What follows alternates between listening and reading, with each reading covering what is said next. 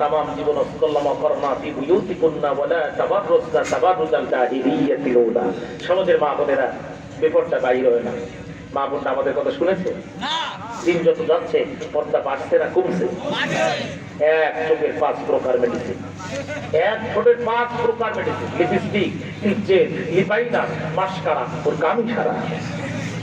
যে হুইল পরে 80 ইঞ্চি লম্বা, হাঁটতে শব্দ চটাং চটাং, একবার স্লিপ খাইলি স্লিপ পটাং, চোখের শিরা সহ ছিঁড়ে যাবে। কথা বল না?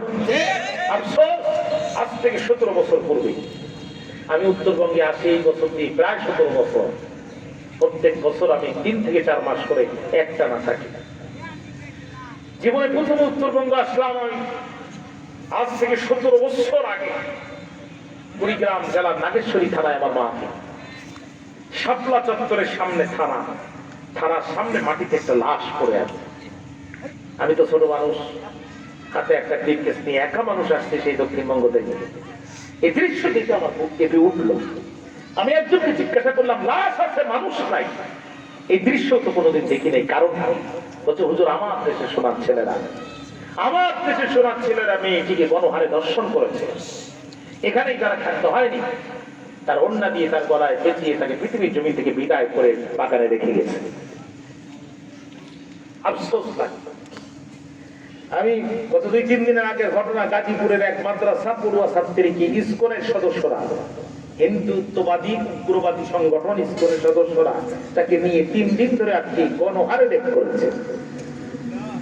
আমার কলিজাটা কেঁপে উঠলো, চোখের পানি পড়ে গেল। আল্লাহ, আমরা যদি আমার এই মুসলিম ভাইদেরকে বোঝাতে পারতাম, বাচ্চারা যদি আমাদের কথা শুনছ, আর এই দেশের জুডিশিয়ারি ম্যাজিস্ট্রেট যদি সূরাতুন নূরের 2 নম্বর আয়াতে কারিমার আইন এখানে প্রতিষ্ঠিত থাকতো, যেখানে আল্লাহ বলছেন আয-যানিয়াতু ওয়াজ-যানি ফাজলিদু কুল্লা ওয়াহিদিন মিনহুমা মিয়াতা জালদা, জেনাকারিনী আর জেনাকার যদি ধরা পড়ে, ইসলাম বলছে বিবাহিত অবস্থায় 1 শাস্তি, অবিবাহিত অবস্থায় 2 শাস্তি। ইসলাম বলছে অবিবাহিত অবস্থায় যদি জেনা করে শরীরের পরে 100 চামড়ার ভিতরে আঘাত করো, যদি 80 আঘাতের পরে মারা যায়, মৃতদেহের পরে আর 20 আঘাত করো।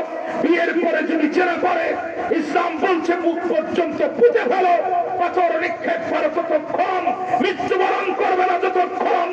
একটা জেনা করার দর্শককে যদি মৃত্যুদণ্ডের শাস্তি দেওয়া হতো, আমার মুসলিম বোনের ইজ্জতে হামলা করা দূরের কথা, এদেশের লম্পট যুবকদের সপ্তদশ পর্যন্ত বন্ধ হয়ে যেত। ঠিক না? এবার বলেন তো, আল্লাহর আইন দরকার আছে না নাই? 50 বছর পরে দরকার নাই, মুহূর্তে দরকার। কথা কি পরিষ্কার? আমরা সারা জীবন আপনাদেরকে শোনাচ্ছি, সমাজে চলছে কথা। আল্লাহ পাক ব্যবসাকে হালাল করেছেন, ওয়া হারামার রিবা, সুদকে আল্লাহ হারাম করেছেন। ব্যবসা হালাল, বৈধ। হালাল মানে বৈধ, হালাল মানে কি? বৈধ। হারাম মানে অবৈধ, হারাম মানে কি? অবৈধ, নিষিদ্ধ। আল্লাহ পাক ব্যবসাকে হালাল করেছে, সুদকে হারাম করেছে। আল্লাহ বলছেন লা তাকুলু রিবা ইয়াদাফান মুদাফা, তোমরা দ্বিগুণ বা চক্রবৃদ্ধি হারে সুদ খেও না। বলেন তো দেখি সমাজে সুদ বাড়ছে না কমছে? আগে খাইতো 100 টাকায় 10 টাকায়, এখন তো 100 টাকায় 30 টাকা। জিজ্ঞাসা করলাম কারণ কি? সুদের মাহাজনটা হুজুর দ্রব্য মূল্যের ঊর্ধ্বগতি, সব জিনিসের দাম বাড়বো, আমাকে সুদের দাম বাড়বে না। কথা বল না ভাইরা আমার, খেয়াল করেন, খেয়াল করেন।